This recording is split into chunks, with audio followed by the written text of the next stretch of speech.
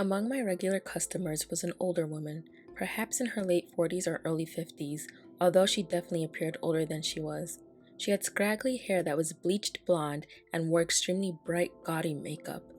No one knew much about her, but she was often seen around different shady men, and from the way she acted and spoke, it was understood that she was most likely on drugs.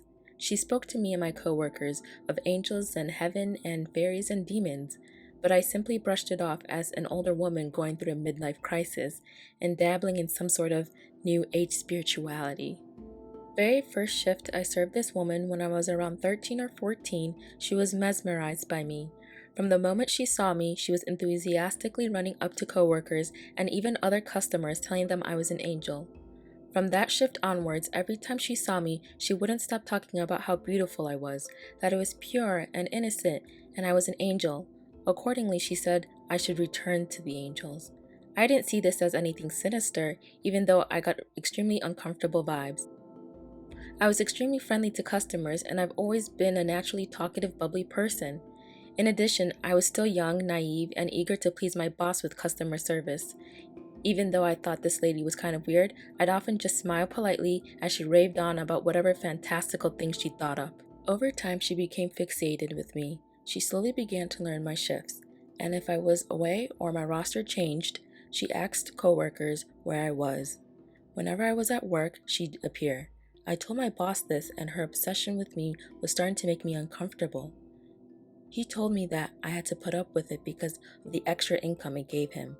Because of her fixation with me, this lady would spend hundreds of dollars at a time on lottery, multiple times a week. Once again, I was young and didn't have too much of a backbone, so even though I was uncomfortable, I just accepted that this situation could not be changed. I needed the money, and not many places in my town were hiring, let alone interested in taking on a school student. One day, as I was going to the spot I'd meet my parents, they picked me up at a nearby road. The lady appeared seemingly from thin air. I was so startled that I didn't even notice when she grabbed my arm and asked if I would like to return to the other angels. "They're missing you, darling." I was freaked out, but her words didn't mean much to me, and I simply saw it as a strange woman with wacky spiritual beliefs. Luckily that day, an older coworker walked by, saw this, swiftly yanked me away, and stayed there until my dad arrived. I wish I could say that this was the last time I saw the customer, but it wasn't. Even though I didn't see her waiting for me again, I often felt uncomfortable arriving at work, leaving, and work itself, as though someone was watching me. This lady kept coming in and kept spending hundreds of dollars from God knows where. However, unlike when I first started, she didn't come in with a different man each time. She came alone, or with one man in particular who I hadn't seen before. I always felt extremely uncomfortable around him, but I couldn't quite put my finger on why. The lady's ravings got even crazier than ever, and in addition to her usual talk about angels, she started to try to get me to follow her to places by claiming the government had tried to poison me just then and that she saw them slip cyanide into my food. Or they infected my toothpaste with something that would kill me, so I had to follow her now. I never did. One time, when I was busy serving other customers, I noticed her in the corner of my eye, lingering around my drink bottle with something I couldn't see clutched in her hand. Needless to say, I moved my drink bottle very quickly and was extremely unnerved, more so than ever. I told my boss everything, but he continued to say virtually I'd lose my job if I didn't just put up with it, as she brought in a lot of money. This all came to a climax one day at the end of my shift. I just learned how to cash up the registers and close the shop, which was an exciting responsibility for me and made me feel very accomplished. To close up, I would have to lock the roller doors at the front and exit through the back door, which led to a pretty shady concrete area that never had anyone around. It was like a huge concrete jungle with heaps of twists and turns and tall concrete walls. It was always completely silent and empty. I'd never seen another person in that area outside the back door. As I exited and locked the door, I felt incredibly uneasy and thought I could hear breathing behind me. However, seeing no one when I turned around, I told myself it was just paranoia. As I checked my phone to see if my dad had left to pick me up, I felt a hand grasp my shoulder. Tight. My whole body froze, and before I even looked, I knew who it was. Sure enough, when I turned around, this customer was standing there with a huge grin, her eyes sparkling. She engulfed me in a hug, which I wriggled free from. I could tell something was very wrong, so I tried to run, but she grabbed my arm. She was stronger than she looked. She tried to distract me and start up random conversations, sprinkling in comments about how the angels were so excited to be reunited with me. I had no idea what she was trying to do until I heard something pull up around the corner. A white van, all its windows blacked out, slowly crept across the gravelly road towards us, and I'll never forget the way that lady's face looked. "Let's go," she said. "The angels have been waiting. You'll be with them soon again." To this day, I have no idea how I gained some type of superhuman fight or flight strength. I tugged my arm free just as the van was slowing down beside me and ran. The lady followed, but thankfully her physical strength didn't extend to running. Thankfully, I knew the twists and turns of this area quite well, so I sprinted through the concrete labyrinth until I reached a pillar I knew of to duck behind. I didn't move. I had a metal keychain which made a lot of noise, so I clutched that in one hand so it wouldn't jingle as my body shook, and held myself with my other hand, ready to launch from the ground and run as soon as I could. I could hear the woman and someone else, a man I didn't know, but he sounded like that man I'd seen with her recently, running around, checking crevices and corners, searching for me. After about 15 minutes, they gave up, and I heard the van roll away. After a final check using the van, they didn't know I could see them, but I saw them pretend to leave, then turn it off and wait. I think they thought I'd emerged from hiding, but as I could see what their trap was, I continued to stay still. After what felt like forever, they eventually left. Not knowing if this was another trap to set up to coax me out of hiding, I cautiously peered around my corner. Unsure if they were gone, and knowing I was unsafe if I stayed or left, I ran.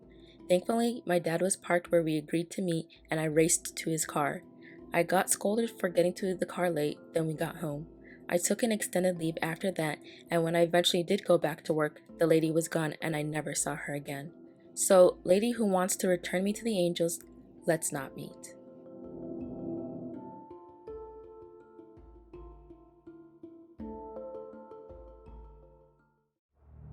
I'm a long-time lurker of this thread. I can't sleep, so I thought I'd share a story that happened to me about a year ago. For backstory, I'm a 30-year-old female on the petite side. I live on the East Coast where sunrise isn't until 6:37 in the winter. I worked opening shifts at Starbucks as a manager, and on these particular shifts, I picked up a girl I opened with because she lived close to the store and didn't have a car. This takes place around 4:30 a.m. and it is very dark. I'm driving down an empty main road decently close to the girl's apartment complex when an old kind of beat up forest-green sedan seemingly comes out of nowhere and is behind me. We are the only cars on the road. I turn on my blinker to turn at the light on the way to the complex, which is in a very dark area of town behind a bunch of offices and developments. I'm about 5 minutes away. The first red flag for me is how quickly the car turns on their blinker after I do. They start speeding up a bit. I sped up and they matched my speed. I get a bad feeling, so I figured I'd take an unexpected turn to lose them and circle back. As soon as my blinker turns on, so does theirs. Any turn I take, they're taking as well. I'm freaking out after a few minutes of trying to lose them, so I pull into a nursing home parking lot, assuming they'll give up. Well, so did they, with no turn signal, mind you, because they weren't expecting it and they park across from me. I see the driver, and it is a woman, probably in her 50s with a small white dog. She looks slightly unkempt, but not crazy or out of it, just like a dumpy middle-aged woman. She rolls down her window, so I roll down mine and ask, "Is everything okay?" To which she replies in kind of a mumble, "I thought you were my friend. She has the same kind of car," or something along those lines. I've never seen her before. So I say, "Okay, I'm not, but no problem, have a good day," or whatever. Weird, but okay, fine. So I shrug it off and go on my way. I wasn't too shaken up. If it had been a man, I would have straight up called 911 immediately. As I leave the parking lot, the woman has started following me again. I'm close to a girls' complex on some very dark roads and I'm freaking out, but I figure she's obviously not quite right and she wouldn't pull into a big apartment complex's parking lot. Well, I was wrong. I'm at a stop sign right before the entrance, crazy lady behind me and all, when I notice a red fox scurry by. This is only important because I strongly believe in signs from the universe, so it was a weird coincidence I see my favorite animal in this moment of terror. I pull into the complex parking lot and crazy lady parks next to me. We're just sitting there for a moment, neither of us looking at each other. I lock my doors and roll down my passenger's side window halfway, finger on the button in case shit gets weird. She rolls down her driver's window and I ask straightforwardly, "Why are you following me?" She then replies, "I'm following you?" and then repeats what she said to me at the last parking lot, that she thought I was her friend. It was very strange, almost scripted. Now I'm feeling very uneasy because it is extremely obvious she had been, and I know it's smart to mention I'm meeting someone.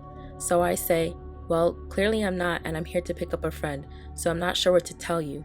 I roll up my windows and she watches me take out my phone and call my employee, to whom I say, "Come down this second." She leaves immediately once I'm on the phone. My employee rushes down and I explain what happened, and we both agree it's creepy as hell. As we pull out of the complex's entrance, the red fox runs in front of my car, causing me to slam on my brakes, stops, and runs off into some woods on the side of the road. I have never forgotten this morning ever. So, crazy lady with the little white dog, let's not meet again. ETA, I never got a license plate or anything because I was so freaked out and just wanted to get to work. I recounted this on Facebook because it shook me bad, and many people said it sounded like human trafficking. Let me know what you think.